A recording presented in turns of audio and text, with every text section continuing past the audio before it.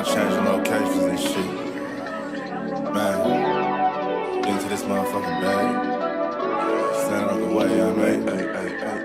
Sacrificing time for this shit. Man, I got a plan. Tried to tell niggas years ago. They ain't understand. Riding by myself and it's cool. I'm all in my head. Everything in life you can't replace. I build relationships. Pretty little smile make a nigga wanna lock it in. We met the same time I lost a friend. We should try again. You been on my mind. You should hop in. I ain't gon' hurt you, baby girl. You know we locked in. Used to be on FaceTime calls on the regular. Never made time, landed on my busy schedule. Now every time I hit the bay, you know I think of you. Working on your brand, love, you know that I.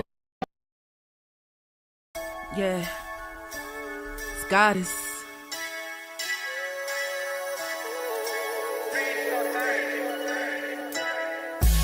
And I'm a day one type of girl. Ain't nothing wishy-washy over here. I don't jump around, stick to one side.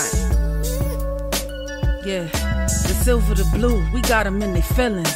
That star on the field, come pay the D a visit. They say it's hatred, is it? I call it hate and simping. Cause if we wasn't that hating, they wouldn't be in our business. Listen, West Coast say the water tastes better. The fan base go harder, and all the ladies get wetter. Yeah, that's how it is when you straight reppin' for Dallas. We get it in the trap, and landlord tell us what's happening. No explanations in no shape, form, or fashion. When Henny drop the stats, ain't nothing else to be asking. Them numbers don't lie, that's why your argument dry. And we still got them rings, you got your eyes on our prize. Whether an eagle, a giant, or a commando, you in the parking lot crying, we in the Lambo. We stay in our bag, we run it up in the draft. You still talking about the 90s, so who's stuck in the past? Get off me, and I'ma need you 6 feet back. And we ain't hearing nothing till your team beat that. And we ain't scared of running, what you thought we bleed that? It's only one team over here, that's Cowboys, believe that. Yeah, this you got is the poet. Big up West Coast Cowboy, HTM Sports, and Landlord from Alabama. Y'all check them boys out. They don't play around with the Cowboys content. Yeah, and you know it's DC. Yeah, DC4L. 31 teams in the NFL. His system is designed to stop 25 teams. Shit, I need a linebacker that's over 200 pounds. I need a defensive tackle that you got to pull away from the buffet. He's gone, so no. Let's talk about that. But yeah, that's a large part. That's a large part of your I gotta team. make this point because I ain't gonna lie, I forgot about it until you mentioned it. So I gotta get this off before it flees me, and the nation needs to hear this. And we are live. What's good with y'all, man? It's your boy Henny the Moore reporting live from the liquor store, man. Hold on, I'm tripping. I ain't got my damn mic in front of me, man. That's how you know this is Father's Day. I'm just really getting up, doing everything I need to do. Mic check 1 2 1 2. I bet that sound the world's better than what the hell I had going on. So let me start from the top. What's good with y'all out there in Cowboys Nation? It's your boy Henny the Moore reporting live from the liquor store, and we are live in the building, man. Yes, Landlord is running late. He is in that secret location that he's always in, building weapons of mass destruction and planning something nefarious. So when the devil himself slides in here, y'all don't talk about I'm snitching. I'm trying to save the world right now. But he gonna join us very shortly, and we're gonna have a lot to talk about, man, in the liquor store on this fine Sunday.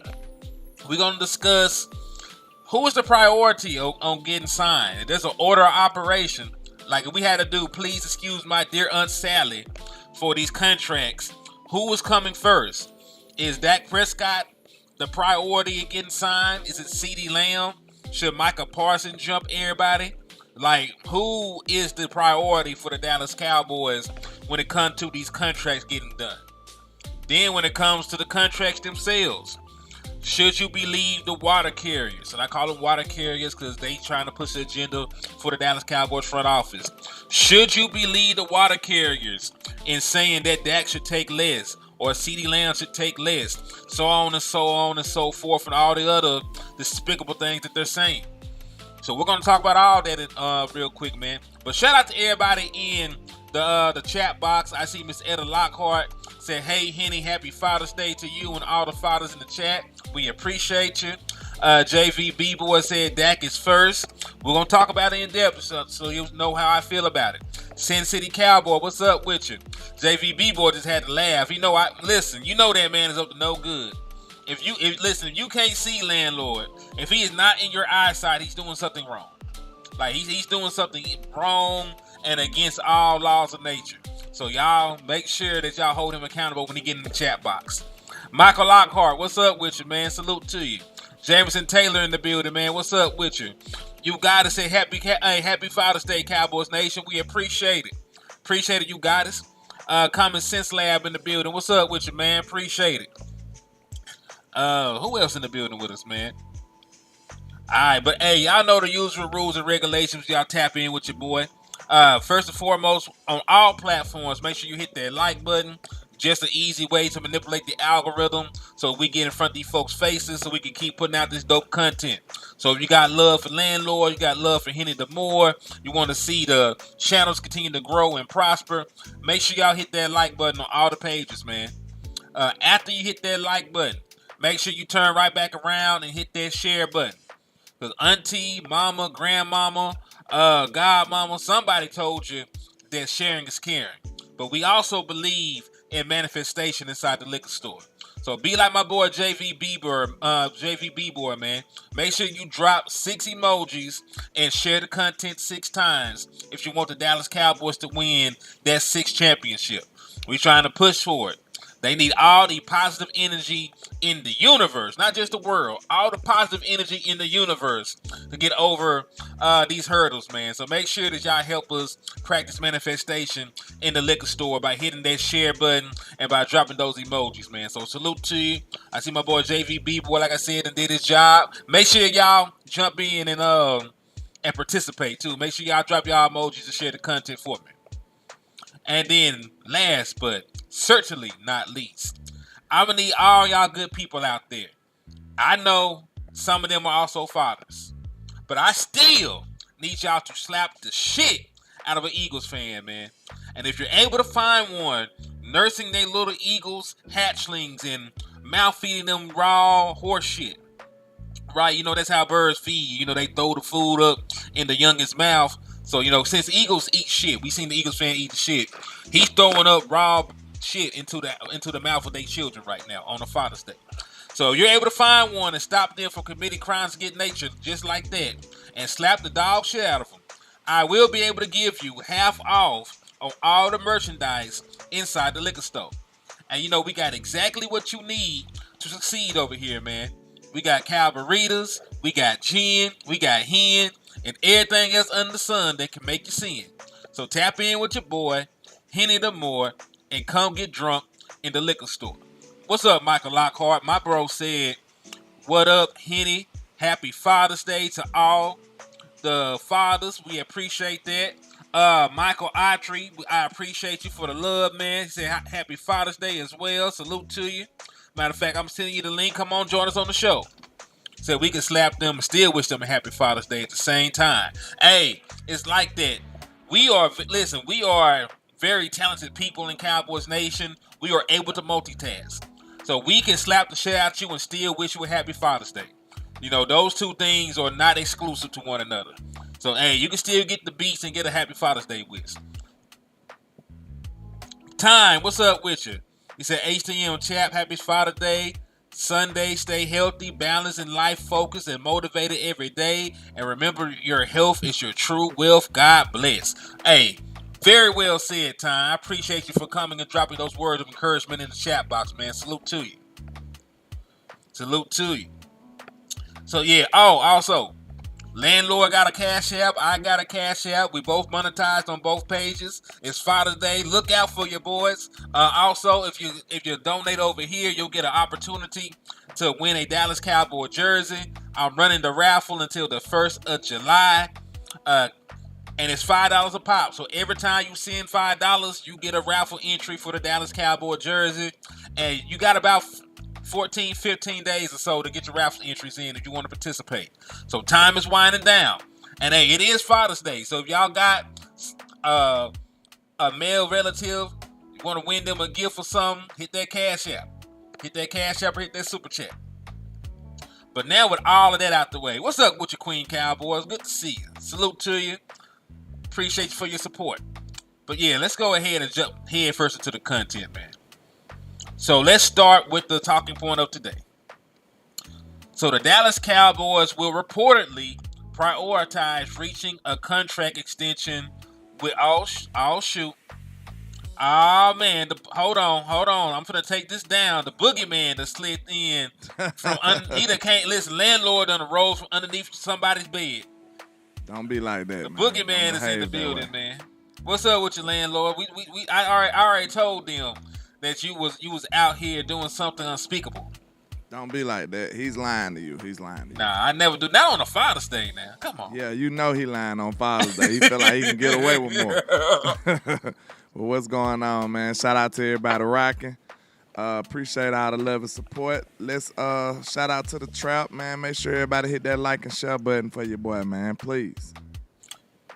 Yes, we said please now. We ain't just demanded. We said please. We might even say pretty please. I ain't too proud to beg. I ain't too proud to beg. So, landlord, you actually came in at a great time, man. You know, we were just doing the introductions, chopping it up. I was letting them know about your illicit activity over there. No. Not true. I'm sorry. When the feds raid, never mind. 1, 2, 3, 4, 5th. I plead the fifth. Hey, shout out to DC for Life, Texas, man. Salute to you, my boy. Happy Father's Day as well, my guy. Happy Father's Day to everybody, man. Yeah, happy Father's Day to all the fathers, man. Salute to y'all out there. But you came at the right time. I was just finna get to the first talking point when you slid in, so I'm finna go ahead and pull it back up. Let's do it. Okay. So allegedly, I want to leave with allegedly. They didn't put it in the paragraph. They should have. You know, that's how they be getting that clickbait stuff. But none of this is really, 100% verified or certified, right? So you should always throw allegedly out there unless it's something concrete. So the Dallas Cowboys will reportedly prioritize reaching a contract extension with quarterback Dak Prescott before linebacker Micah Parsons and wide receiver Ceedee Lamb, ESPN's Jeremy Fowler said Friday on SportsCenter. You've got Dak Prescott. The Cowboys have a world of problems here financially with 3 players. They have to sign Micah Parsons, Ceedee Lamb as well. But the feeling around the league and sources I've talked to is that they want to start with Dak, Fowler said. They've put it on the table with Dak's people that, hey, look, you're our priority. We want to try to get something done. No hard dollar amounts have been discussed so far. So, do you got anything you want to say before I say my first little tidbit? I mean, to me, this is obvious. It shouldn't even be newsworthy. He should have been the priority because him getting his contract done will open up so much more for everybody else. So, that's just one point about it. But the other point is, he's the most irreplaceable. I feel like a quarterback. You can't find another quarterback, bro. That's playing at a level like this. You might be able to manufacture some pass rush. Some people's scheme can make some pass rush. So, that's far as Micah Parsons go. Wide receivers, they come a dime a dozen almost these days in the draft, and you get receivers from everywhere. Like, it's not a Ceedee Lamb or Micah Parsons, but you get what I'm saying. Like, you could probably manufacture some wide receiver production, but one thing most people can't manufacture is a quarterback, man. You just need one of those. If you want a legitimate shot in this league, you must have a decent to great quarterback. Indeed, man, indeed. And you didn't tell a lie. So let's start with this. What they said is very, very true. Dak Prescott should be the priority because of what you said. The Dallas Cowboys clear way more cap space by restructuring Dak Prescott. They can save about $30 million or so by getting a Dak Prescott extension done just this year, right? Just this year, you can save close to $30 million by getting a Dak Prescott extension done. We wanted them to do this back in the offseason so we could assign free agents along with it, right? Just so people don't have memory loss. Dak Prescott should have been signed back in February, March when free agency kicked off. It should never took this long. Secondly, what I want to say about this. One, you say that Dak Prescott is a priority, but you haven't even talked to the man about numbers. You haven't even talked to the man about a dollar amount to get this over with. It'll be different if, you threw out a number, Dak Prescott declined it. You threw out a number, Dak said, yeah, that's cool, but can we work on the years? Like, it would be different if you were actually talking about structure, numerical payout, stuff like that. You're saying that no dollar amount has been discussed so far. So how is this a priority? You should have already had a package that Dak Prescott would have jumped in, sent to his agent. Like, you up here playing with the church's money while the market continues to reset around you. So that's one issue with it. My second issue is when you report on it like this, Jeremy Fowler, it sort of weaponizes Dak Prescott's contract against the other two participants when you put it in this manner. Like, Dak Prescott was supposed to be the priority anyway. But when you put out this article like this and say, hey, they're going to they like Dak Prescott more than Ceedee Lamb or Michael Parsons, you can misconstrue stuff like that. Yeah. Like, what's understood does not have to be explained. If you know what you know what you know. So you never even have to put an article out like this in the first place. And while it's not incorrect, it's also not something that I know the Joneses play these kind of games. Because there's a couple more articles I'm going to show over the course of the show that make me feel like these guys are carrying waters for the Dallas Cowboys front office. So we got somebody listening. I like Michael Gelkins, and I feel like he done been a little corrupted and a little tampered with at this point with the last article that he put out. So when you combine the train of thought with we're gonna put out this subliminal shot like Micah's CD, that gotta eat first. And then you gonna backdoor behind closed door. Like, there's only so much pie you can have. We gave Dak Prescott everything. So, I gotta give you this, I gotta give you this. Like, when you report on it like that, you can somewhat weaponize that in the back of the minds of the other two free agents that you're trying to sign. So I don't know, though. Am I tripping, or am I looking too hard into it, or could it possibly be misconstrued as that? Depending on, I'm trying to get your thought on that, man. Yeah, I agree with you. It could be weaponized in that manner because you talking about priorities. You know what I'm saying? CD might feel like he's a priority, or Michael might feel like he's the priority. But to be honest, like out of all three of them, to me, I would tell Michael Parsons to sit down. Like, bro, it's not your turn. Hey, you're a great player. You excellent. We understand all that. We need you. We want you on the team. Hey, we appreciate your services. But at the same time, it's not your turn, man. It's just not. So by default, the priority would be over you, right? Like, the only way you would skip that as a priority if you hold out. That's the only way. And if you do that, to me, it's like you real diabolical right now. Because look, Ceedee Lamb deserves his money. Dak deserves his money. So let your players get their bread, and then you come right behind the back door. They might even still get you done this year. They still might even get you done this year if you let them, handle the bigger contracts ahead of you. And you know what's something else? Hold on, real quick. Let me read this, because this is funny.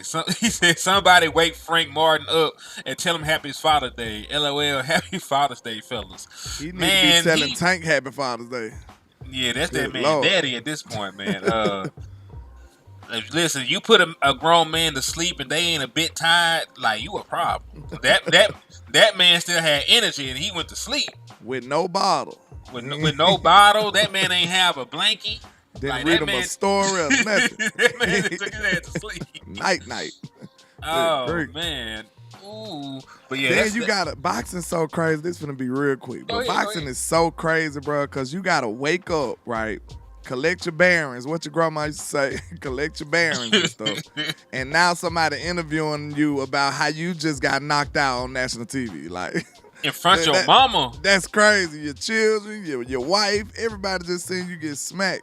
Now you got to have a conversation about it. Like, yeah, you know, when he punched me in the eye, I was just like, you know, nah, that's some crazy stuff, right? Yeah, you punched me in my eye. I saw the back of my brain for a second. So you know, but my eye had rolled in the back of my head. Stay down. You know what I'm saying? Yeah, man. So you know, but you know, shout out to Tank though, man. Shout out to Tank. But you know, I feel I want my rematch, man. It's just crazy, man. That's a crazy sport right there. Man, it is some wild shit. They said, and Tank didn't even get the third punch off. Respect to both guys. Man, he was asleep after the first punch. The damn ropes had held him up. He really didn't have to take the second punch. He should have just stayed down. His legs were no more good after he had put him up on the rope the first time, man. His legs became ramen noodles. It was over with. Said, bro, why they made Dallas look bad by saying he trained in Dallas. Yeah, Dallas, I heard that. But Helen, man, yeah, ain't nobody studying. They ain't have to say nothing about Texas or Dallas. They could have just said he from Detroit. Everybody trains in Texas and Dallas. Everybody does. So what you gonna say that for? The weather's good. We got great sports science down here. Great surgeons, great trainers. Like, why everybody train in Texas, man? It's the mecca of sports, really, when you think about it. Because hell, football is a religion down here in Texas. For High school football is crazy in Texas. Boy, it's crazy. Yeah. So yeah, man. So nah, they just want to be talking about some crazy shit, man. We ain't studying that.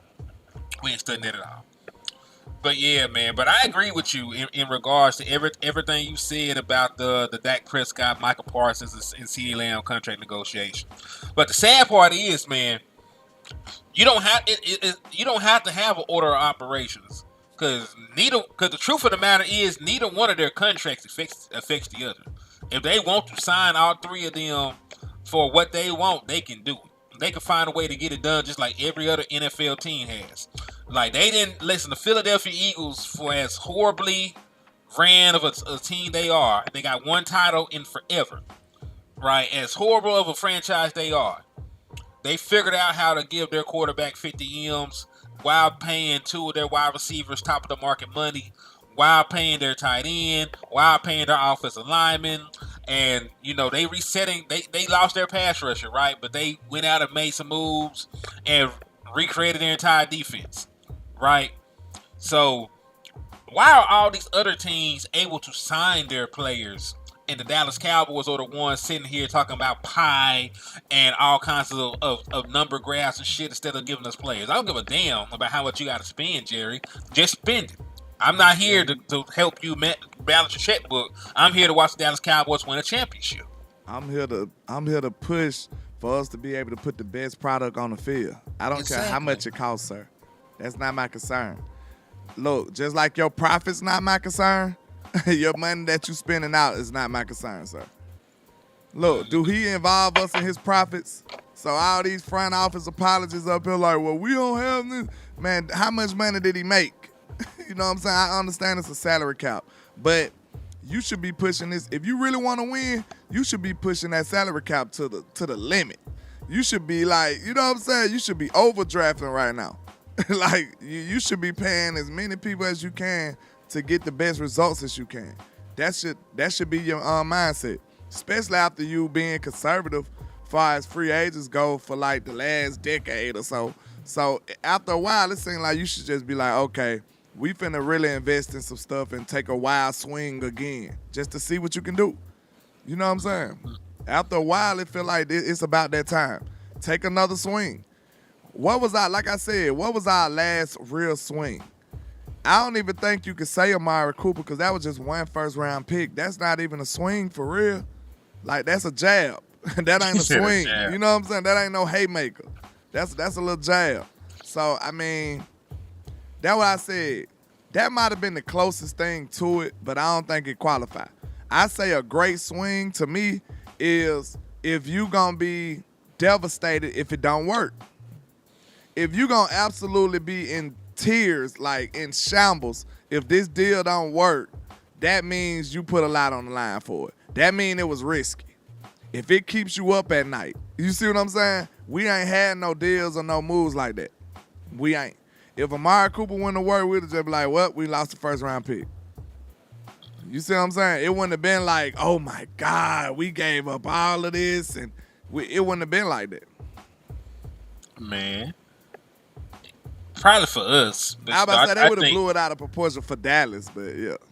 Yeah, they would have blew it, and I think the Joneses would have felt it because they cheat. You know, like they overreact to anything that don't work. Because remember, they went out and got Brandon Cooks and Stephon Gilmore, and they ain't do shit this year around. Like, well, that's enough of that shit. We'll never try again. Ever. Got me out here looking crazy, sending draft picks here and there. Y'all out y'all mind. So yeah, like I think the Joneses would have felt it. I think to them it was a risk, and they would have hurt. I don't think that the fan base would have looked at it like that. I think they move with too much conservativeness. They are conservative. And it's crazy they move conservatively and they got all this ego. You see what I'm saying? They move conservative and they got cap issues. It's weird when you think about that dynamic. You conservative, but you got ego. They ego is tremendous. We already know that. Like they feel like they are the pride and joy of the NFL. So how you got that much ego, but you losing in so many categories, and you won't risk it all to try to get back on top? I don't understand that. Cause they ain't built like that, landlord. Like, listen, old age has made a coward of Jerry Jones.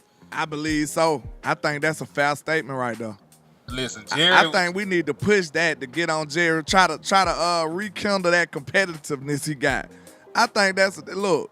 You right about that, bro. Say that one more time. We need to let that ring all the way to Texas right there.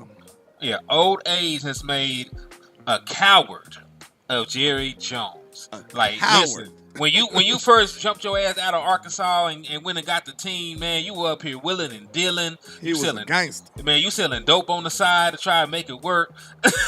Like you was out here getting it. You wanted every trade package. You know what I'm saying? Like you were out there swinging for the fence and signing free agents, trading away draft picks to get players. Like you were all in because Jerry Jones, you were still hungry. You hadn't accomplished anything. You was moving without fear. Yeah, and think about that when we talk about the ego will make you make a move and not admit that you was wrong. So you won't make another move to correct that. You see what I'm saying? Now you will make one move and be like, okay, I hope that worked. If it don't work, you like, well, we tried. That's that conservative ego type stuff. Like they got the most conservative ego ever. That's what it is over here in Dallas, man. I see what it is now. We got a conservative, ego-driven front office. It's weird. Yeah, it don't go hand in hand in my opinion. No, it is weird. Cause dog, he said there was no salary cap, but listen. They tried. I think the issue is they overcorrected because Jerry Jones made some wild trades and decisions in the early 2000s, and then Stephen Jones came in and cleaned it up. Like that's the only thing you can give Stephen Jones credit for. Like when we were in cap hell, he came, cleaned the books, got everything settled, and they never got aggressive again. Because you think about the trade for Roy Williams and all the other different things they did. They said, you'll never get me again, ever. Like, you think about it. Even the Brandon Carr signing, I think they hated this shit in hindsight. Like, signing Brandon Carr, trading for, not even Roy Williams. Who was the wide receiver we had traded for? Roy Williams. I think there is two Roy Williams. Yeah, the wide receiver Roy Williams. And the safety, yeah. From the Lions, right? Yeah, I think he came from the Lions, right? There was another wide receiver they made a move for too. You know damn well who I'm talking about too. Talking about T.O. is? Nah, hell nah. T.O. worked out. Yeah. I think that's like maybe one of the last aggressive moves that they made, and it actually panned out for the Dallas Cowboys. Damn it! Who was the other wide receiver, y'all? Y'all in the chat box got good memories. Me and landlord about old. I'm old. He done been around plutonium making Terry. Was it Terry Glenn? Terry Glenn kind of was balling though. He just was getting hurt. I don't think it was Terry Glenn though. Joey Galloway. That's exactly who the hell it is. Thank you, bro. Yeah. Thank you. See, y'all real, man. Y'all real. I appreciate y'all for helping. Yeah, like the Joey Galloway trade. Do you think they like that trade in hindsight? Absolutely not. What they gave up? Let me see.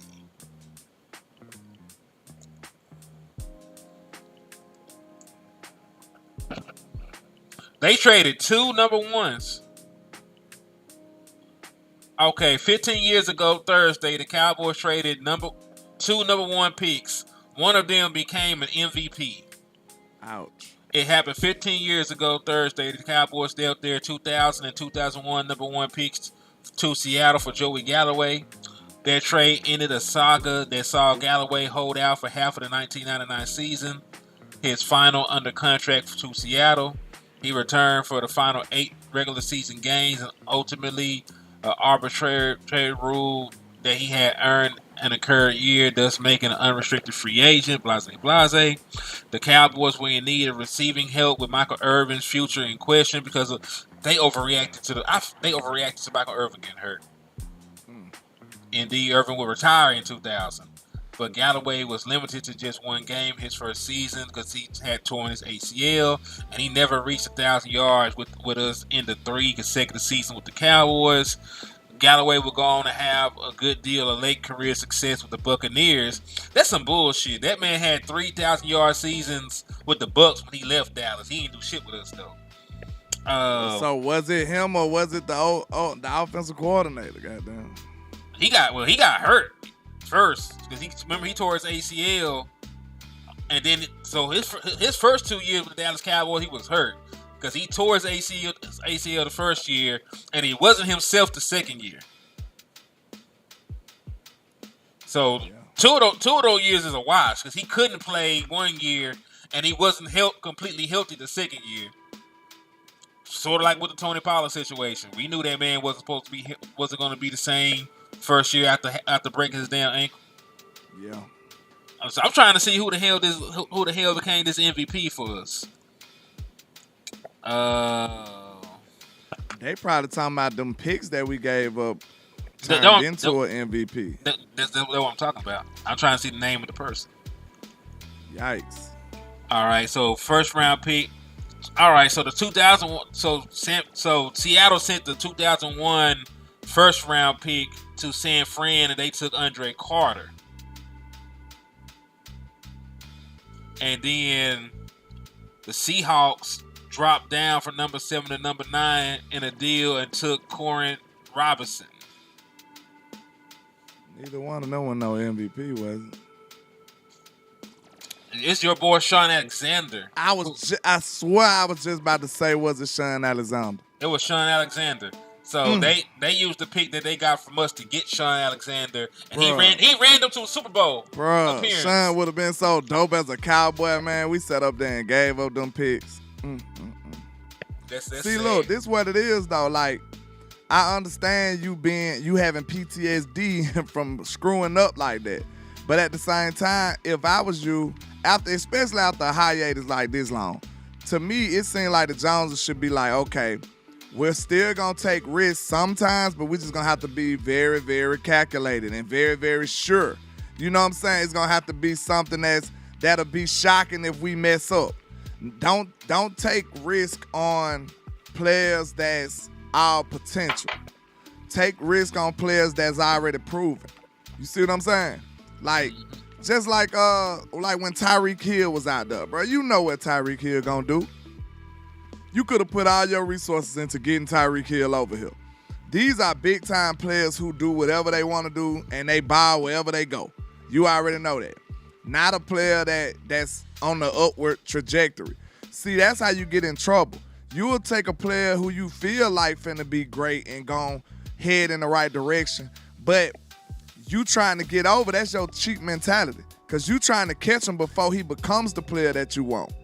Why not just go and spend some money for the player that you want?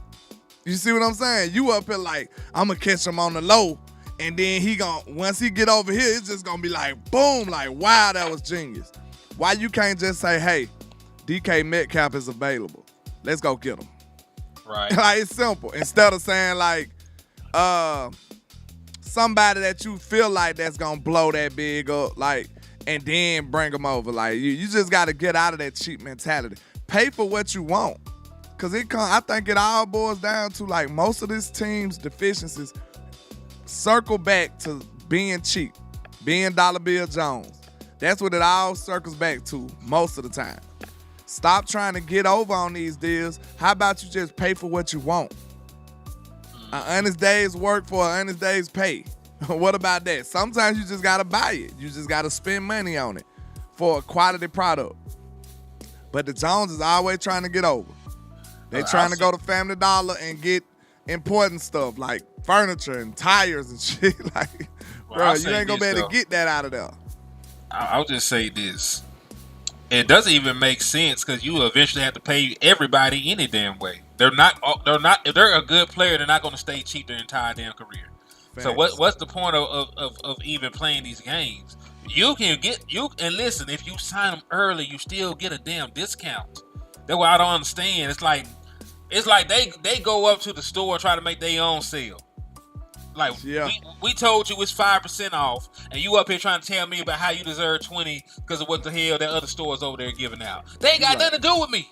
You like, it costs 30% off, right? Like, no, 5. No, I said 5. Oh, you said 30. Like, bro, get your ass up. Just get out. Hey, real quick, Paul hits you with a 5-piece, man. Salute. He says, sup, fellas. Haven't been able to catch you guys in the live, but I drop in your videos to show my support. Thanks for the work you do. Much respect. And we appreciate you too, Paul. Salute to you, and happy Father's Day, brother. Happy Father's Day to all the fathers out there, man. We appreciate y'all. And salute to my member sliding in for the win too, man. I appreciate y'all for rocking with your boy and helping the trap keep going, man. We appreciate y'all. Indeed, man. So, yeah, like, you get discounts when you properly manage your books anyway. Just like Dak Prescott would have been a $30 million quarterback if you had signed him on time instead of being a $40 million quarterback. Just like Ceedee Lamb could have been a $28 million wide receiver if you signed him on time instead of him being a $35, $36 million a year wide receiver, right? Every time you wait. Matter of fact, I'm damn near talking myself into going ahead and giving Michael Parsons his contract. That's why I said I'm not opposed to give him his money, but he just gotta wait till after them. I still pay Micah this year early. You know what I'm saying? Like, why not? Cause like, you believe in the player. Like, it's just like I said, the analogy I made.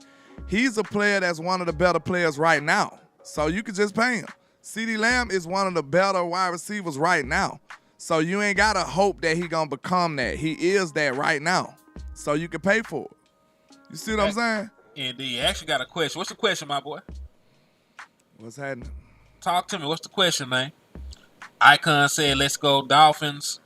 Y'all got some wide receivers. I like y'all wide receiving core. You know, he loves Tua. Tua, my guy. He won a championship. This is a Bama boy right here now. Yes, sir. Yes, sir. Salute to Tua and Jalen Waddle. And I just want Dak to have nice things like that, man. But you know, they don't want to listen to me, Mr. Dolphins fan. They just don't want to listen to me. I say, hey, let Dak go get a couple of wide receivers. And then they like, nah, he got Ceedee Lamb. And then I'm over there looking at y'all with Tyreek Hill and Jalen Waddle. Man, I just don't know. I don't know what y'all want me to do, man. They got Taj Washington. They got Malik Washington. They got all the wide receivers, man. And they still got those running backs out there. They got 2-3 running backs. Odell Beckham. I forgot about Odell. See, they got everything. But y'all told me all Dak. Never mind. All Dak need a CD. Like, we love CD. But look, they got a Ceedee Lamb caliber wide receiver over there. Tyreek and CD was 1A, 1B to me. And they still got all this other stuff. Like, man, I'm just saying, man. I just want my QB to go in with the same amount of ammo as everybody else. Everybody else got drums, and you just gave Dak a revolver. Like, all he got is 5 bullets. That's it. You know what I'm saying?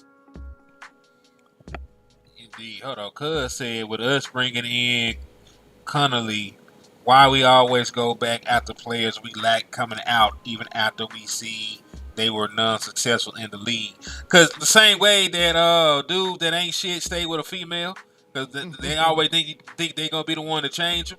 And it's the same reason, the same way with these failed first round picks and these failed players and stuff like that, man. Like, they always feel like the talent's there. They just didn't go to a good situation. Like, they weren't in my system though. They didn't play on my defense. They didn't play in my offense. They didn't play with this quarterback. So that's why folks with a pedigree like that always get opportunity after opportunity after opportunity to stay in the NFL, right? Like, folks from a first round pick's gonna keep a job. Ask Carson Wentz. Carson Wentz went and sucked I don't know how many teams. That man's still in the NFL. And they got a list saying he the best backup in the league right now. And that's disrespectful to the actual backup quarterbacks that come ridiculous. in and win football games, Carson. Exactly. Like, and he's been terrible. They said they tried to put him over Dak all them years. And now they just stopped talking about it. Nobody apologized, none of that. They just stopped talking about it. They just crept back in the bushes like Homer. That's all they did. That is a funny ass meme. That's never. I love it. That's my jam right there. But yeah, man, I'm just tripping off of that, man. But yeah, it's a lot of stuff that's gonna come out that we're gonna find out about this team, man. We just gotta let it play out for sure. And just like you said, the number one picks keep a job. Look at Kevin Joseph. He a high draft pick, but he still got a ring over there with the Chiefs.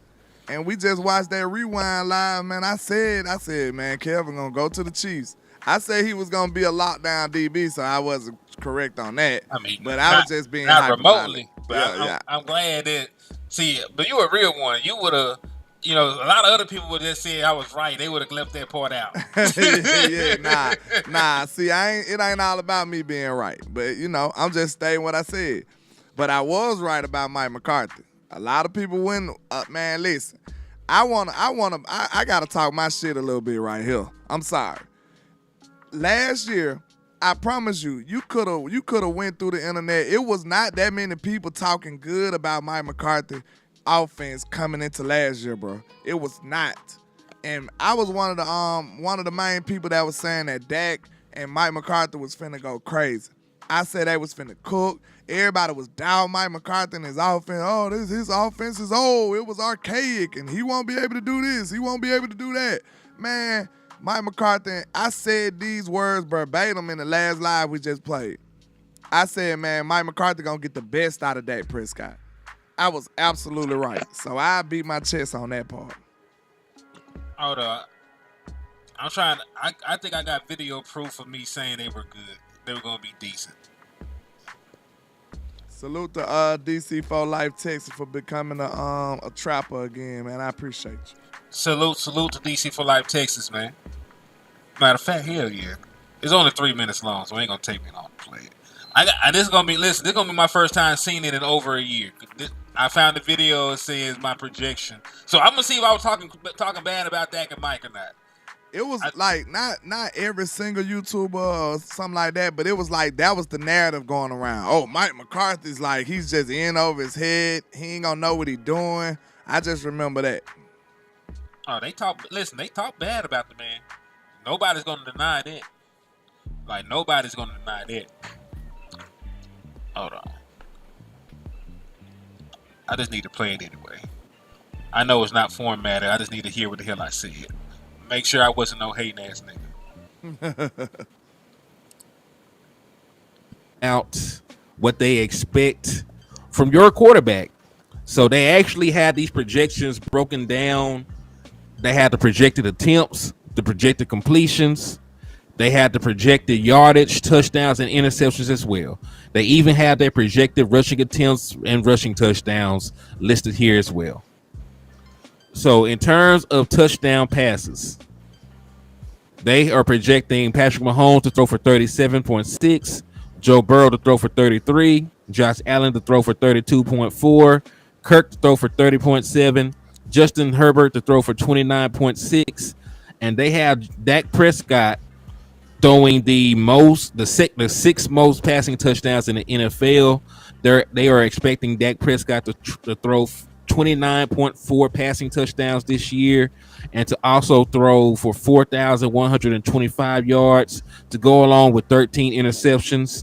They also expect him to have 58 rushing attempts, 248 rushing yards, and 2.4 rushing touchdowns. So those are the numbers that they are projecting for Dak Prescott during the course of the 2023 season. What's up with you, Stephen White? So let me give y'all my opinion on that. Right, just based on everything. Hey, real talk. It definitely changes the mood, man. Because I think somebody had died, so I'm going to skip that part. R.I.P. Salute to Brian Kite, man. R.I.P. Shout out to you, my brother. But yeah, so they're saying that Dak Prescott's going to throw about 29 touchdowns, throw 13 interceptions, throw for over 4,000 yards. This is what I think about it. So let's just look at the past. So the last 2 seasons, and I'm going to say it slow because, Wes always tell me when I say profound numbers to say it slowly so that they resonate with people. Over the last 2 seasons where Dak Prescott has played at least 16 games, he has thrown for over 4,400 yards, and he's thrown for at least 30 touchdowns. That happened in 2019. He played 16 games. He threw 30 touchdowns, threw for over 4,900 yards that season. And in 2021, he played 16 games. He threw 37 touchdowns, over 4,400 yards, and only 10 interceptions. So, given Dak Prescott's history, right, his recent history of when he plays at least 16 games of throwing 30 touchdowns, we're going to lock Dak Prescott in for 30 touchdowns minimum, right? So 30 touchdowns minimum is what Dak Prescott is going to throw. And listen, I want y'all, we do sports bets over here, right? We do sports bet, we do make tickets, future bets, all the other good stuff, right? So don't just take these numbers with a grain of salt. So if you're making a futures bet and you can take Dak Prescott for the over under on touchdowns he's going to throw this season, you should take the over on 30. Every time Dak Prescott plays 16 games or more, he's going to throw. Hold that thought. Shout out to my boy DC for Life Texas for coming a member. He became a vodka sipper over here in the liquor store, man. So salute to my boy for joining. And yes, I know I don't really promote it like that, but we do have memberships inside the liquor store. So we got different levels. I think it's vodka. I think the top level is Hennessy, of course. So each membership got different perks. So tap in if you want to get a membership, man, and get some exclusive content. But salute to my boy DC for Life Texas for showing love, though, man. Salute. All right, let me play this. Finish this out. It's actually longer than I thought. 30 touchdowns or more, especially given that we're moving to a West Coast system, especially given the fact that we have improved our offensive weapon and offensive personnel around him, and we should actually have a better pass blocking line, if injuries do not occur. So if you actually look at all those factors, the 30 touchdowns is pretty much a given for Dak Prescott, right, in this projection. But we know, given the principles that we are expecting the Dallas Cowboys to run this year, we are expecting the Dallas Cowboys to run more play action sets for Dak Prescott. And when you think about what Dak Prescott does with play action, he averages about 68, a career completion percentage of 68.3%. He's thrown 48 touchdowns to only 11 interceptions when he utilizes play action. Brian Schottenheimer utilizes a very high play action rate in his offensive scheme. So, I expect Dak Prescott to use a concept that he is more familiar with, more comfortable with at a higher rate. So I do expect him to throw over 30 touchdowns. And because we are attempting to have more shots down the field, because this is a chunk play offensive scheme that Brian Schottenheimer runs, his concepts are to try and get 15, 20, 25, 30 yards when they utilize the pass plays. So the yardage will still be there. So over here at HTM Sports, I wholeheartedly believe that Dak Prescott I'm going even further. I think that Dak Prescott is going to reset his own personal best this season. I think Dak Prescott throws for 38 passing touchdowns, about 10 to 12 interceptions. He'll throw about 45 to 4,600 yards. And I'm going to go even further. I think Dak Prescott has 3 rushing touchdowns, for the first time since 2020. So that was my projection. I said the nigga had 38 touchdowns and 12 Real picks. close. Real close. It was close as hell. I was off by one rushing touchdown too. We only had 2 of them hoes.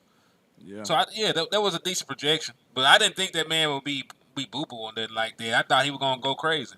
See, mostly it wasn't the Dak detractors. It was mostly like dogging Mike McCarthy, saying that Mike McCarthy was finna be terrible and he had an old offense, like he got stale with play calling in Green Bay. They had all kind of bad things to say about Mike McCarthy, bro. Like the whole, far as the whole mainstream narrative, that's what it was. They was laughing about Mike McCarthy taking over.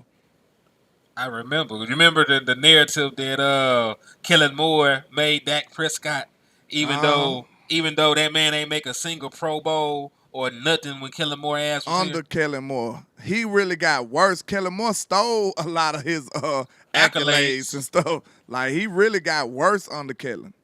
Mm-hmm. Look at his passing numbers. The man threw the ball 50 damn times. Of course his passing numbers good, my boy. The man threw the ball 40, 50 times. Kellen Moore was throwing, and y'all dog out Mike saying he passed happy. Kellen Moore was throwing the ball with backups. He was throwing the ball 50, 60 times with backups in the game. So I don't think he was like that, bro. Man, you remember Hold on. Actually said the first 5 games it was true, right, Land? No, it wasn't. Look, we weren't getting that many touchdowns, but we still was a progressing offense. We was moving the ball up and down the field like it was easy. Look at it against great defense. The Jets defense was a great defense coming in. Ask the Eagles. Listen what I'm telling you. Like, we was unstoppable that game. We just couldn't get in the end zone. That was the problem earlier. It was the red zone stuff earlier. But if you go back and look, we put up 40 on the Giants, bro. We put up 40 on the Giants, then we ran the Jets up and down the field. Like, for some reason, we play the Chargers real close every year. I don't know what it is about them. Like, we can't score over 20 points on them.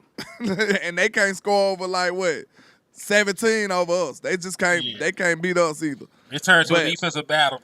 Yeah, it just be a defensive battle when we play the Chargers. Go look at the last 2 times we played them. I think it was 20.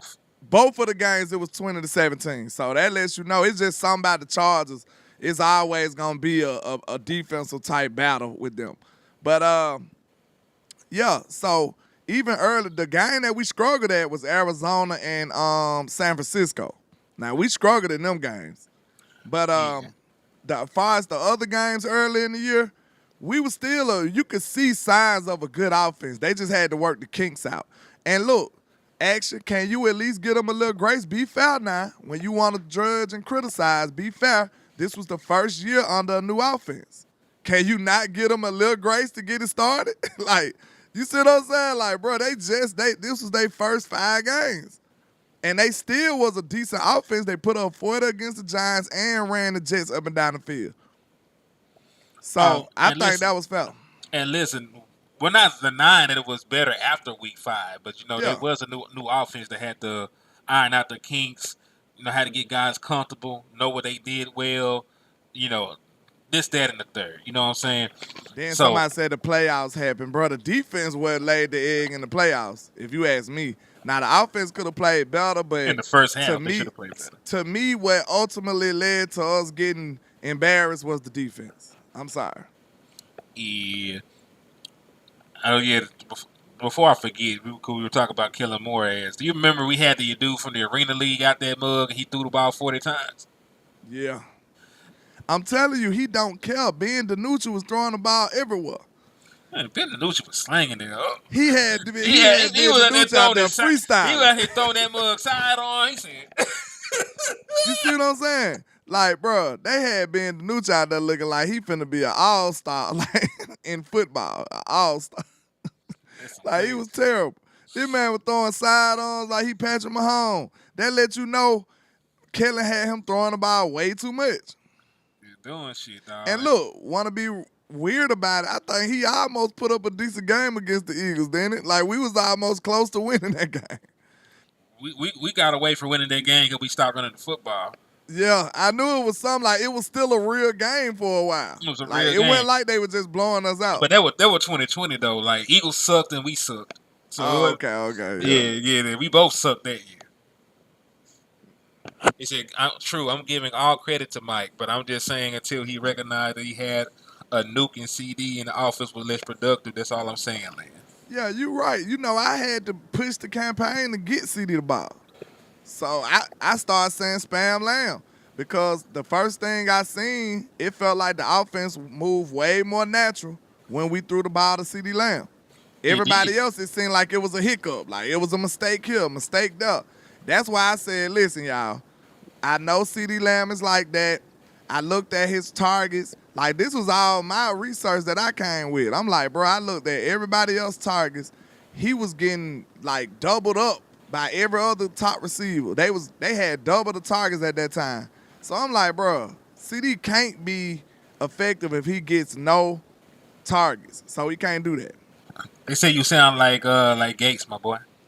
I don't know if that's the same dude because that was the first time I heard that the other day, but, you know, I don't know. I've heard other people too, so, you know. Ain't no damn telling.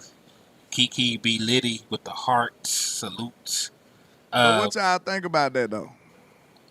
Man, about what? Just the offense getting off, or What we were just saying, it didn't escape my mind. Now. old ass nigga. Okay, I'm old now. I'm old. You already know that.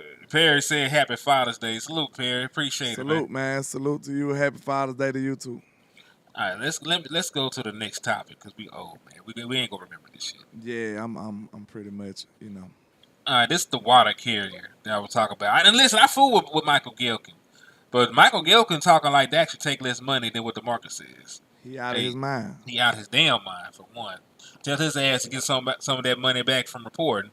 It is extremely difficult to envision a scenario in which Dallas can sign both Lamb and Parsons to a second contract and Prescott to a third without Prescott joining the quarterbacks before him who took substantially less.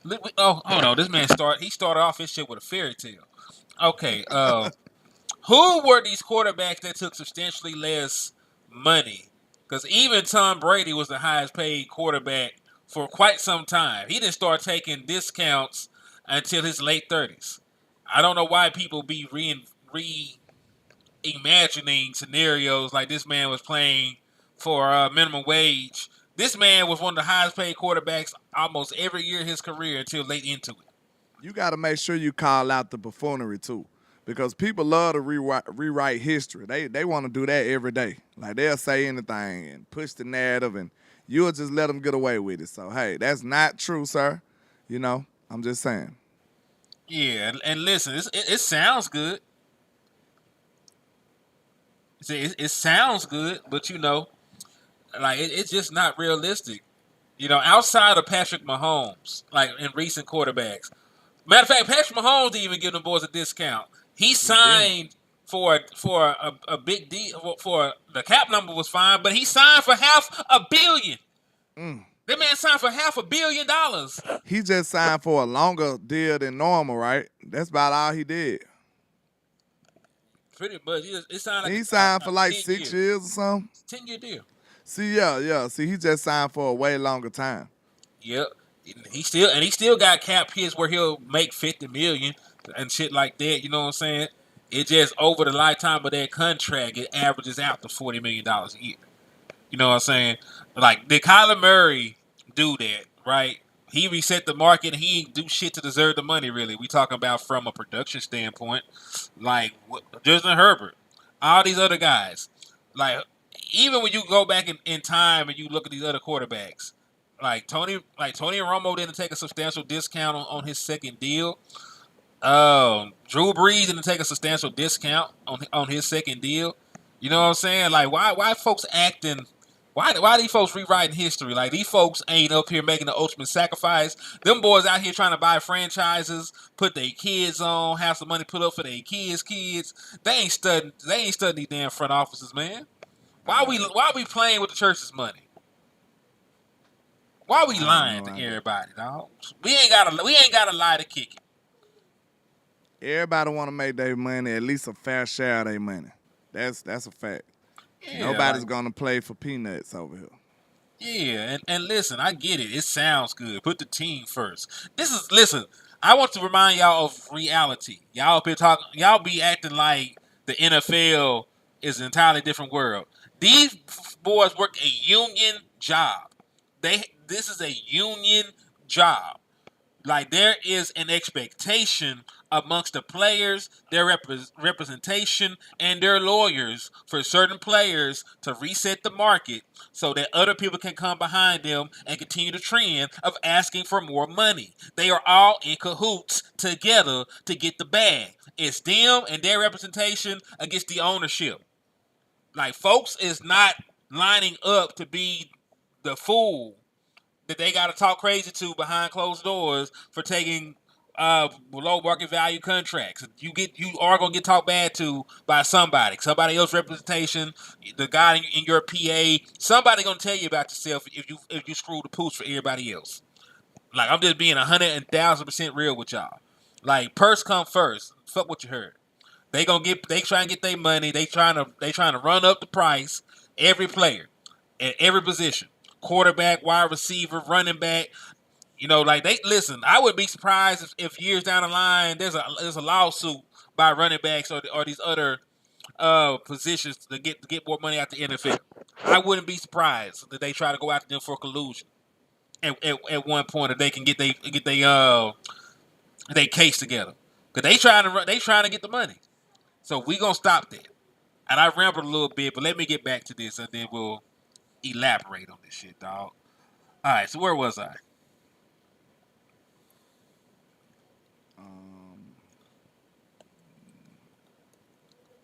Talking about, he said he started off with a fairy tale. Oh, yes, he did start off with a fairy tale. Yeah. All right. So paying top dollars to all three is a strategy that does not appear conducive to winning. Well, that's not true either. Anyway, ain't gonna. If I keep stopping, I'm never gonna get. Yeah, never get through it, so it sounds like this is all cap. This is not real. like Dirk said, this is not real. Go ahead. At all, man. To date, the trio own a 1-3 playoff record when more money was available to their teammates after they were unable to sniff a conference championship game. With more help, there is. All right, let me go to the second one. Boom, boom, boom. So I didn't read the whole article. All right. After they were unable to sniff a conference championship game with more help, there is little logic in the Cowboys committing to a future that features less. I don't play for money, Prescott said last month. Never have, never cared for it, to be honest with you. We'll give it up just to play this game. I'll allow the business people to say what it's worth, what they're supposed to give a quarterback of my play, a person of my play, a leader of my play. Those two sentiments from Prescott are contradictory. Deferring to his business people won't be enough to keep him, Lamb, and Parsons together. He would need to sign a value meaningfully less than them. Okay, so first and foremost, it is his people's job, right? It's his people's job to do this shit. He got a paid professional to find out how not to get bent over and fucked by the Dallas Cowboys. Not according to some people, Yes. Some people let players negotiate for them, but that's neither here nor there. That's neither here nor there. And this is the issue that I have. One, it is not Dak Prescott, Ceedee Lamb, or Michael Parsons' job to be to manage the cap for Jerry Jones. If they also have to manage the cap for Jerry Jones and play football, Dak need to make 70, Ceedee Lamb need to make 40, and Michael Parsons need to make 40. Because that's an extra job title. If I got to help your stupid ass manage the damn cap, that's another damn job title on my shit. So no, I want extra 10. I want an extra 10, $5 million on top of what I already deserve. If I got to do your job for you too, Jerry Jones, do I got to cut niggas too? That's what I was saying, man. Like, we sit up and talk about this contract negotiation like it's just a one-way street. We know it takes two to tango. But at the same time, it's the Joneses, it's their fault. You know what I'm saying? They got to be the ones to make a Godfather offer, man. You don't have to wait on nobody. Like, I understand everybody talking about the market and CD got to wait on Justin Jefferson and all this crazy foolishness. No, he don't. Because I told you, if the Joneses would have hit CD with the same contract Justin Jefferson just signed for, he wouldn't have waited on nobody. He would have signed that mug. Right or wrong? Man, he would have broke his hand signing that mug. You would have seen an update that he not only signed that deal, but he gonna miss the first part of training camp dealing with a hand injury because he broke his he slammed this shit down signing that damn contract, man. So do you see how this go? A lot of people give them the leeway and say, hey, he's waiting on this player, or he's waiting on this. Who the hell Patrick Mahomes waited on? Nobody. He just got his deal. He got the deal that was for him. And I promise you, it probably didn't even help the quarterback market as much. They probably wanted a 10-year deal. Can't nobody debate me and say that helped the quarterback market. It did. Nobody can't say that. So if it's all about the market, what everybody talks about, except for me, I'm not talking about the market. I'm talking about the players signing a deal for them. Because, look, ain't no way you can deny that. Everybody can say this. Listen, a Godfather offer. A lot of people know that offer. Y'all get that analogy. That's an offer you can't refuse. If you hit Ceedee Lamb with that Justin Jefferson contract, bro, he would have signed it quickly. And then Justin Jefferson would have just fell after that wherever he wanted to fall. But it's the Joneses and the front office job to get the players to entice them to want to sign before. That's their job. It's their job. When CD say, nah, I'm waiting on Justin Jefferson, Stephen John supposed to have been like, well, hey, what if I hit you with this contract? You still waiting? He's supposed to have been coming shooting shots at him like, hey, what about this contract? Hey, we'll let you be the highest paid player in sports right now. Like, hey, right now you can get this contract. They supposed to have been negotiating like that, not sitting back and waiting because he said he gonna wait. That's goofy. Like, business and negotiation don't work like that. I want y'all to know that right now. They don't work like that, bro. Yeah, indeed. And Adrian Kennedy, to answer your question, why pay Dak if he ain't won big games? When has not winning big games stopped quarterbacks from getting paid? What big game did Justin Herbert win to get $50 million?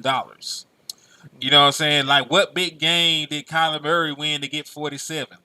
What big game did any of these other quarterbacks win to get paid? That is the question I want to ask to y'all. Like, listen, Trevor Lawrence, I know some of these guys are younger. But what did Deshaun Watson win? Right, Deshaun Watson didn't win any damn thing, and he got a fully guaranteed contract to go along with all the off-field misconduct that he had. You know what I'm saying? Like, when has winning big games been the parameter for signing a quarterback? Because what y'all keep forgetting when we talk about, there's only one side of it. There's only one side of it that you're thinking about. It's still a business. Like, Dak Prescott is going to sell jerseys. He's going to keep your teams in the playoffs. And if you are able to get to the playoffs, you have a chance to be a competitor. Right? That's really all you got to do to be a starting quarterback in the National Football League. If you give your team a chance to win a division, win some playoff games each and every year, you will remain a starting quarterback in the National Football League. That's it. Can I ask Adrian a question?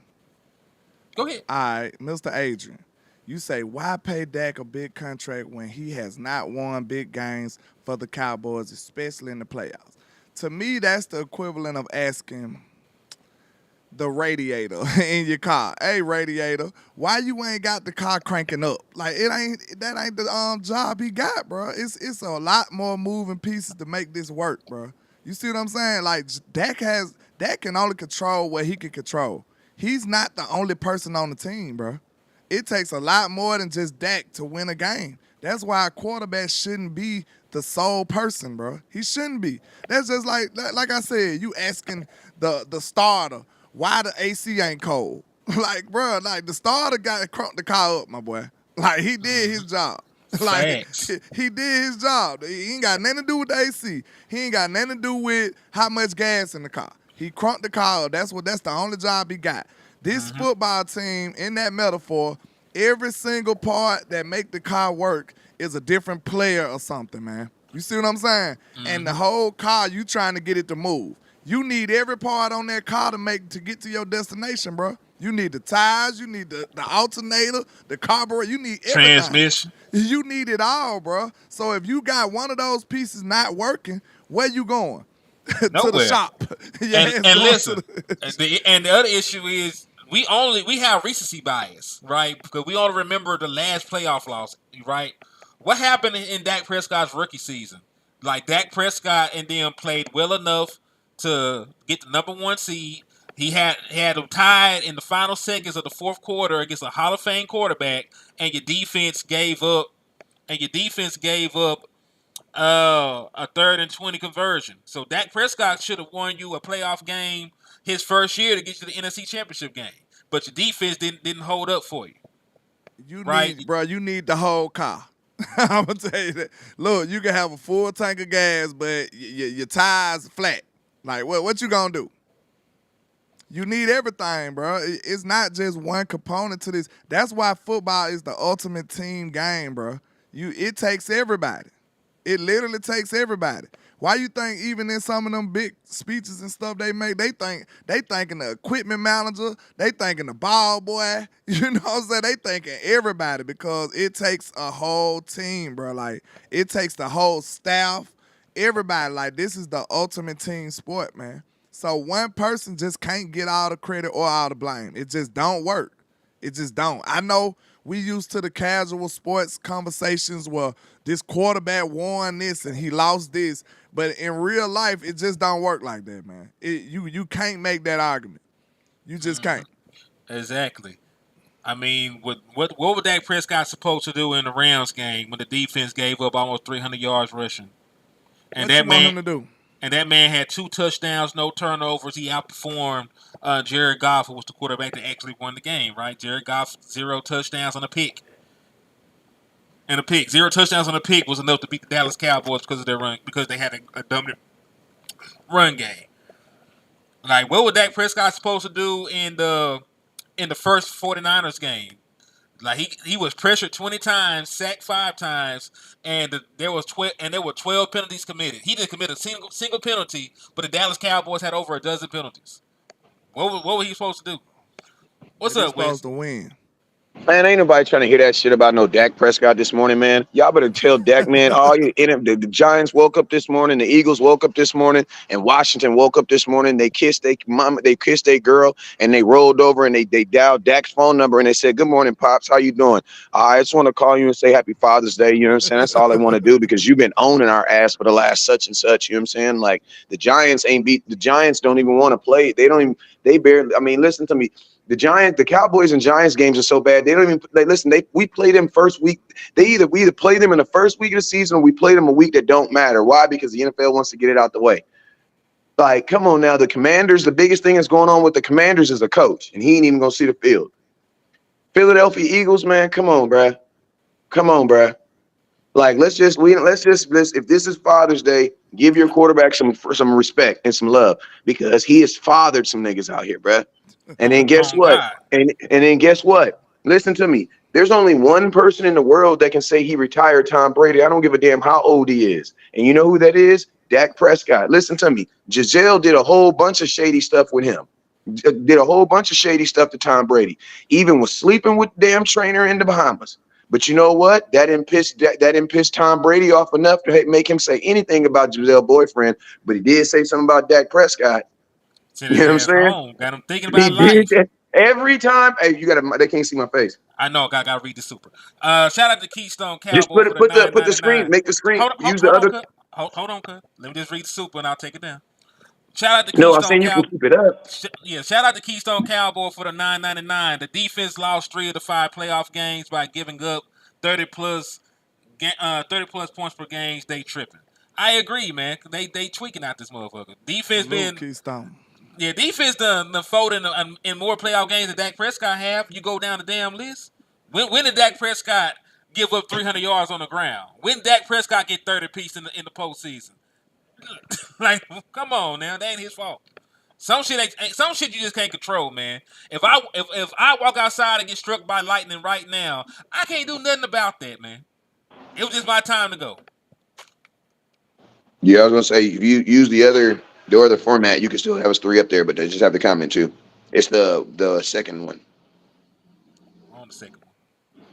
or the third one.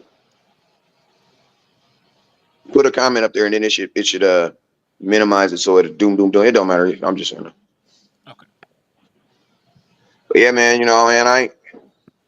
Bro, if you don't like Dak Prescott in June, bro, your life sucks, bro. Like your life sucks. Because I mean, listen, if you don't know what good quarterbacking is, that means you probably don't know what good food is. You know what I'm saying? You out here eating shit sausage sandwiches, and you know what I'm saying? Like if you don't know, like listen to me, bro. People who make dumb decisions in everything, bro. It's not like I'm telling you, bro. If you can't look at Dak Prescott and appreciate anything he's done, I promise you there are people in your life that feel the exact same way about you. I promise you, because that's you. That's you. Like that's you. Like if you can't appreciate 33 wins in 3 years, you know what I'm saying?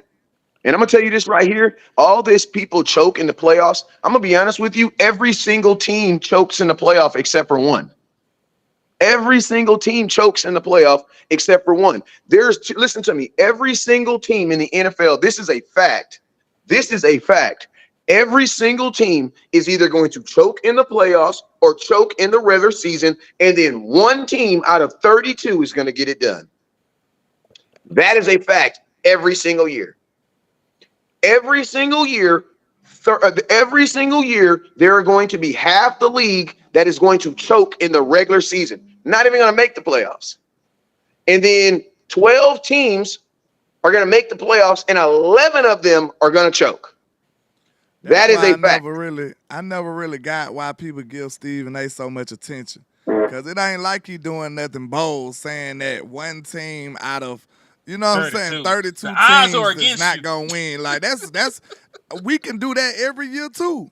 Like I could troll one team every year and say they ain't gonna win the Super Bowl, and I guarantee you, I probably could be right for about 20 years too. I promise you. Like we could pick one random team and say they ain't gonna win the Super Bowl and do the same thing. That's how good your odds is. That's how good your odds is. But on the real though, man, I'm on my face there. Hey, but on the real, I'm gonna tell you this though. Stephen A. Smith, y'all gotta understand that this is a part of his program. Like, who really knows if Stephen A. Smith doesn't like the Cowboys or not? But I will tell you this: you can't not tell me that Stephen A. Smith does not love the Cowboys with all the Cowboy money we've put in his pocket.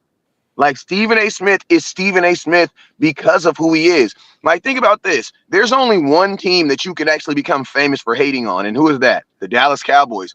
Bro, don't nobody else care about if you hate on the Lakers? Don't nobody care if you hate on the Yankees? Don't nobody care if you hate on the Giants or the Raiders? Bro, he has literally made a brand off of beefing with us, the fan. And think about this. Stephen A. Smith doesn't even beef with the organization. Bro, he beefs with fans. Yeah. He beefs his whole neck is directed at us, the fans. The players, like, listen, if you really think about it, Stephen A. don't really say anything disrespectful or derogatory about our players. That'd be Skip. Like a fan. He be acting like a fan when he in front of the players. Hey, landlord, you know who be talking crap about the players?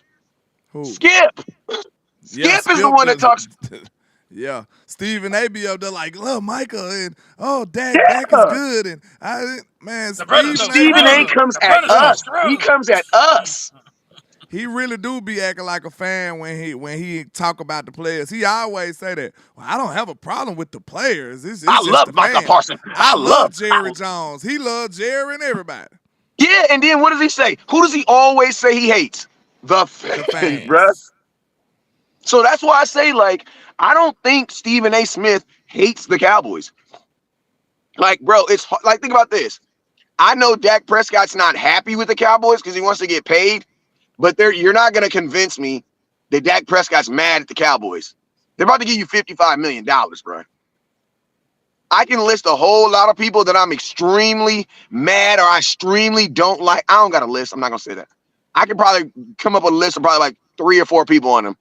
And they're probably 3 of them are Eagles fans. You know what I'm saying? I could probably come up with 3 or 4 people that I don't like, that I just don't like. Now you tell me all them people gave me $55 million. There's not too many people on that list that I wouldn't like after that money hit my account. There's not. Pretty much. It's like, hey, I can't be mad at nobody. I got that kind of shit in my bank account. Like, think about this, Henny. What if I told you this, Henny? You know what, Henny? I do not like you. I don't trust you. You're not consistent. I mean, you just roll in here, do shows whenever you want to. Sometimes you got your hat on, run the damn ball. Sometimes it's a goddamn cowboy hat on. I don't understand it. This is what I'm going to do until you get your act right. You're going to take this $55 million. You're going to go sit your ass down somewhere. Yeah. What are you laughing about? You think this is funny? This isn't funny, bro. You take this $55 million and you go sit down over there and you go think about what you're doing.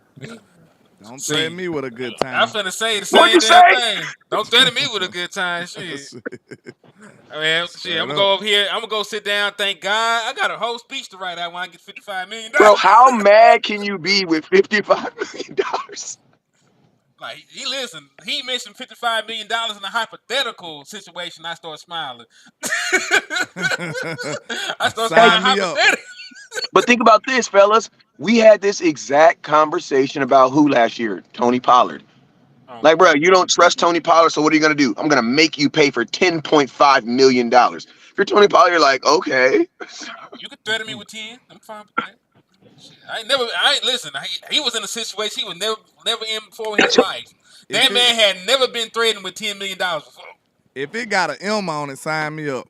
I'm just think about this. Tennessee didn't even threaten him with $10 million. They're like, shit. That's sort of hefty. Yeah. What that man get? 20 over 3 years or some shit like that? Yeah, it was like 8. It ended up being like it was like 7, almost 7.5, 8. Man, hold on, let me see this shit. Tony Pollard, yeah. Honestly, I think it was less than that. 7. I think it was like 7. Yeah, 3 years for 21.7. So, and you know what's crazy? Change. Can I ask you a question? What's up?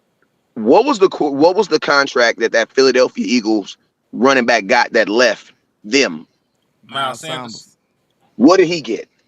He went to because that was the deal I told the Cowboys they should have gave Tony Pollard. 4 years, 25. And that would have been how much a year? Yeah. Let me see. You want to draw something? Finish the show. Okay. 6.2. Nah, I'm good. I do this all the time. Yeah, 6.2. So you would have got Tony Pollard way cheaper. And think about this. He would be a Cowboy still to this day. I wouldn't have been okay. I would have been okay with that. Second year after surgery here. Yeah, $6 million Tony Pollard. I would have been okay with that. Tony will do better this year. He going Bro, to. he looked good. And he looked good as hell on them highlight videos. They put them little highlights they put out in Tennessee. He looked smooth in baby's butt. I think I was talking to Henny about that the other day. Or I think it was Landlord. One of y'all, I was talking, I said, man, you seen them little highlight videos they put from him in training camp? Tony Pollard looked smooth, bro. You can expect him to be a little better the second year. And that's why you don't need coordinators like Kellen Moore on your team. Because is he projected to be a starter this year? Is he going to be their starting running back in Tennessee? Yes. He was a Pro Bowl last year. I know, but are they gonna? What I meant to say is he gonna be their one singletary back? Is he gonna be their three down back? That's what I'm saying. Nah, they got other running backs. I think he'll be the primary guy. He'll get close to 300 carries, but they got another guy over there they really like. Tajay Spears, matter of fact. We wanted him. Yeah, from Tulane. Out of Tulane, because he's another 4-3 running back. Yeah, we wanted him. Here, rookie. Nah, he's second year now. He had some good plays last year too, man. You know, that's why I was mad at the Dallas Cowboys for waiting to get little legs in the draft. Man, there were so many good running backs that draft class. We let them all slip through our fingers. It was sad. I know. And then you didn't even keep Tony Pollard long term. So what was the point of not getting a running back at that point? Yeah, what was the point of not getting a running back if you're gonna let Zeke lead one? You're gonna let Zeke lead 1 year. You're gonna let Tony Pollard lead the next year. Then you're gonna spin the block on Zeke. Make that make sense. That's just crazy. What kind of plan at running back was that? Figure out how much money you could waste without saying you're wasting money on the running back position. Let's play a game. Let's Let's play a game saying we don't care about the running back position while saying we do care about the running back position. Well, what do is you spend money on running backs that you don't even have. Like, it's crazy. Like, that's why I say the Dallas Cowboys, they can't say that they don't like the running back position, because they went from a $14 million running back to a $10 million running back. And now, and then technically Zeke is almost an $8 million running back, because the money, you still got to count even though it's not counting against their books, you still got to count the money that they're paying him that they don't have to account for. You know what I'm saying? With that dead Like, money. it's because he's still going to get paid. It's just not going to come, it's just because of the way taxes, I mean, the way the cap is set up, it's not going to count against us. But if you really look at what the Cowboys do, we actually do care about the running back position. We just don't want to pay it like everybody else, bro. But they do Yeah. care about it, bro. Because they lost Zeke. They lost Zeke and went to Tony Pollard. And then they lost Tony Pollard and went back to Zeke. That sounds like a team that does care about the running back position. They just They don't just want to pay it. They just don't want to pay it, but they do care about having a name, like a real name. You know what I'm saying? But All that's those Rondo their Joneses standpoint and on every position though. They want a name, but they don't want to pay. Which is stupid, because think about it. You still done shelled out. You shelled out enough money in those transactions you talked about. You could have signed Derrick Henry. When you think about all the money that you spent, you had $10 million guaranteed. You gave to Tony Pollard. You had the dead money in Zeke contract. The contract that That's you eight. gave, the contract that you gave back to Zeke when he came back to the Dallas Cowboys, because that's different money. Michael Gallup, You cut Michael Gallup. you could have just paid Derrick Henry for 1 year for what you got back from Michael Gallup. Yep. And then Derrick Henry was gonna make you a priority because he wanted to be here. He already lives here. Him and Dak Prescott have a relationship because they have the same Brad, manager. Derrick Henry's, you listen to me. Derrick Henry's agent is the same agent who the Dallas Cowboys hate. Stop even talking about that. Y'all can't, you cannot I talk about, know, but I yeah, but know you that can't talk about I that. know they don't like the man, but still, it's not. But it's not about their personal feelings. They supposed to be businessmen. I know it's not about their It's personal feelings, but business, not personal. what I'm saying is you got to give the audience context with Derrick Henry. There's a reason why they didn't even call Derrick Henry. And the reason why they didn't call Derrick Henry is because Derrick Henry has the same agent as Dak Prescott. And look what they're Francis. doing with Dak Prescott. They're getting nowhere. So I'm going to be honest with you. I do not believe that Derrick Henry would have gave the Dallas Cowboys a discount. I do not believe that. I don't believe it, because Discount, no. you got to think like this. If you're negotiating with the Joneses, bro, you can't give them any wiggle room. Like, because you know what I mean? Because you got to think Todd Francis is still thinking that Derrick Henry is a top player in the NFL. So if he gives a deal on Todd Francis, on Derrick Henry, bro, you know how smoking the Cowboys are. You give them a 50-cent deal on this, they think they should get a $50 million deal on that. Bro, But they see, didn't even call him. So that, you know what that means? Last thing I'm gonna say, that means that Jerry Jones and Stephen Jones had a private conversation. They was like, "Yo, you like him? I don't like him either.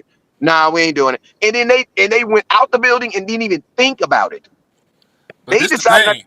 That's I'm malpractice. not. Right I'm now. not asking them It's to give facts. them. True. I'm not asking them to give to try to sign up for a discount. I'm asking them to sign up for the same exact deal that he signed for, because you blew the same amount of money anyway. You blew the same amount of money playing these circle jerk games with these players. You could have just signed Derrick Henry for the same Yeah, but exact dollar amount. I agree with you. But what I'm saying, I agree. Listen to me. I am in 100% agreement with you. But what I'm saying is this: when they saw the name who Derrick Henry, it's like, bruh, you could have the best deal in the world, and then you be looking on, oh damn, who am I buy this car from? Think of your baby mama name right now. You look on the list. I gotta buy it from who? Man, I don't give a damn how good that car is. She can have it, bruh. I But don't this is want what it, I bruh. want to ask you though is And the that's only what the thing Cowboys did, bruh. I get what you're saying, but the only thing that disturbs me is you could have still said no after you checked on the price though. You But think still about could have this: you don't said gotta no. check the price if you already know who's negotiating. You ain't gotta check the price. You already know what Tom France is about. You Look, already it know could what it be a is. stern negotiator, but he might be about to go to jail. So he need to get off that car. You know what I'm saying? Like, you don't know what the circumstances is. He might be in a pickle.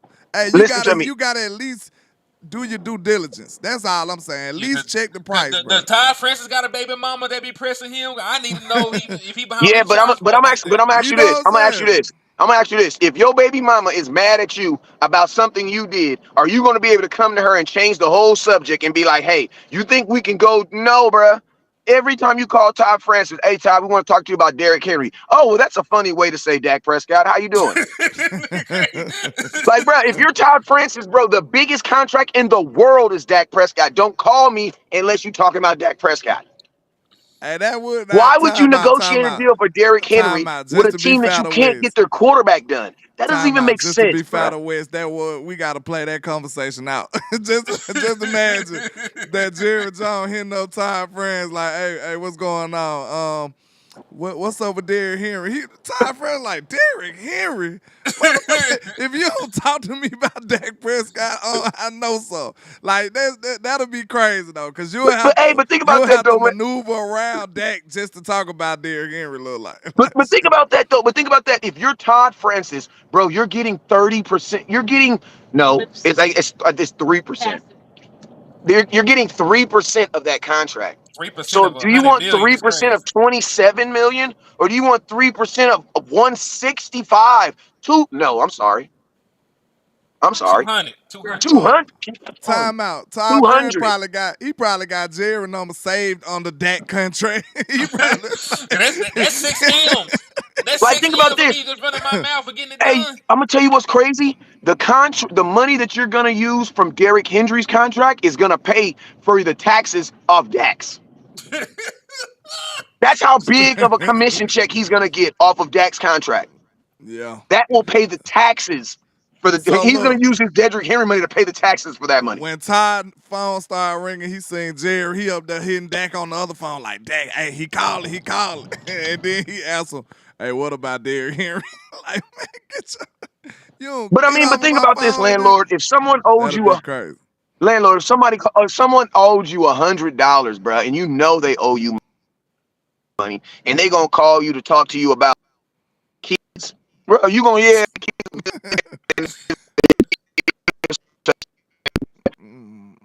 They done assassinated Wiz. He talking too real right now. They don't want to hear that. Dang, it sound like you hitting the computer love now. Computer love. Computer. Hey, that's a hard low key. Hey, that's your hard love. They done snatched my boy out the damn box, man. Hold on. Slide back in here, Wiz. Doom. I'm finna play that shit out, man. I'm finna go wash my car and play Hey, that that shit shit. be going on. That beat so hard. Hey, cause you had turned into a robot, dog, and we talk about sound like computer love. I literally just pulled up to church, so we about to get out of here. But let me say this real quick, man. What I was saying, like, imagine if like your homeboy owed you $100, right? And then he gonna call you, knowing he owe you that money, knowing he supposed to be talking to you about that money, and he want to ask you, man, how the kids doing, man? Man, the kids is good. You know what I'm saying? Oh, TJ out here scoring touchdowns. Kyron out here making interceptions. Jordan out here, blocking shots and getting rebounds. Yeah, that's cool. But hey, man, where my money at, bruh? Where is the money? Like, that's how that conversation would be. Like, you'd be like, oh, yeah, it's Derrick Henry. Derrick Henry, yeah, he's a good running back. Yeah, he do got a house in Austin. Yeah, he do. Yeah, man, he love to come to Dallas. Yeah, that's cool. But, hey, man, what's up with Dak, though? Oh, my mother. Hey, how you going to call me like Derrick Henry? Like that, they make a lot of... When you put it like that, because you got to find a way to get around talking about Dak to start talking about Derrick Henry, low-key. And they probably been trying to dodge Todd Francis like he got to play. But at the same time, we got to be honest. Facts. He still got a job to do, though. Like, he still got to represent Derrick Henry, too, though. So he can't just say, like, screw Derrick Henry, let's talk about that. He can't say that either, though. But think about this, though. I don't Henry think was sought after, too, though, because Derrick Henry went and got a bag still. It's not like he's sitting on the open market. Facts. He probably got a better deal than what the Dallas Cowboys would have gave his ass anyway. He did. And then if you're Todd Francis, you're like, bro, do I want to I got to fight with the Cowboys on everything with Dak. Do I want another guy there? And listen to me, if you're Todd Francis and you saw what the Cowboys did to other running backs, there's no way you let your client go there, bro. Like, all money ain't good money, bro. Like, listen to me. If I'm an agent, I don't mind sending Zeke back there. Why? Because they drafted Zeke. They can retire Zeke. Zeke, they don't love. Obviously, I'm gonna show you guys something. The Cowboys actually showed y'all that they do love Zeke, because they only brought back 2 players. That was what? Jason Witten and Ezekiel Elliott. So they do have a different degree of love for Zeke. And that's a love that I don't think they have for like a Dak. I don't believe they have that. I don't. You know what I'm saying? I do believe that Zeke does have a special place in the Cowboys' hearts. You know what I'm saying? For what he does for them. You know what I'm saying? But the quarterback position, for some reason, it doesn't. It just don't. And it's probably because we've had not saying we've had so many, but I don't know. Jerry has never really fallen in love with a quarterback. He really didn't even fall in love with Troy Aikman. Him and Troy Aikman are cool, but I don't think Troy Aikman and Jerry Jones are as cool as Emmitt Smith and Jerry Jones. He loved Romo though. I think he did love Romo. I think he loved him that much. He didn't even give him his job back, nor did he retire him. He didn't even retire Romo's number yet, bruh. And that hurt Jerry forever. He was hurt by that Romo stuff. Even when Dak was a great quarterback, he still was bringing up Romo. Oh, well, I wish I would have. I don't know what would have happened if we would have started Romo. Like, he still say stuff like that. So I think he really did love Romo, though, low key. He loved him to an extent. I don't think Jerry Jones loved anybody too much. Man don't even love his wife like that, man. He got 6 side bitches. And secret children. Man, but I think it's about time to wrap that up because Jerry will come after us. Never look down. Stars up. Yeah, we gone, man. Happy Father's Day, Wes. Happy Father's Day, Wes. Happy Father's Day, everybody Happy on the screen. I love y'all. Appreciate y'all, man. Love you too, bro. We gonna